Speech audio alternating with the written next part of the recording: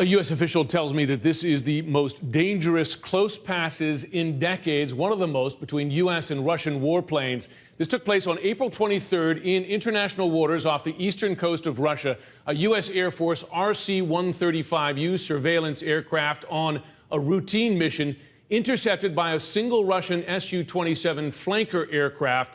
That Su-27 crossed the nose of the U.S. aircraft within just 100 feet, making a maneuver, I'm told, straight out of a movie, so close that the American jet was caught in the jet wash of the Russian fighter. The flyby, I'm told, put the lives of the U.S. crew in jeopardy, at which point the crew aborted its mission.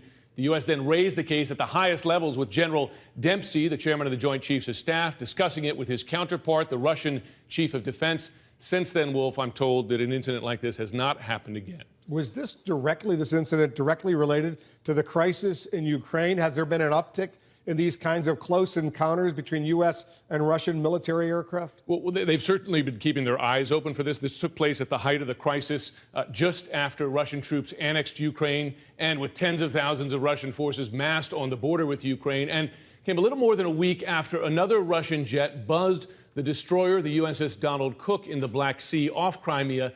That jet came within 1,000 yards of the ship.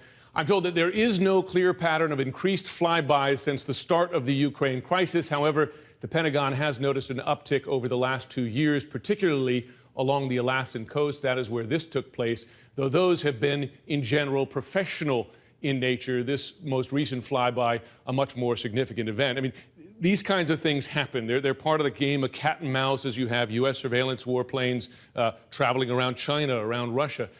But they tend to be under a set of rules. You only come so close. You come with warning. This one came very much outside of the bounds of that, put the crew's lives in danger, and that's why they raised this at the highest level. These kinds of things occurred all the time during the Cold War, but we assumed it was over that Cold War, and this is certainly a remnant of that. Absolutely. The most serious in decades. We're talking in the last 30, some odd 40 years.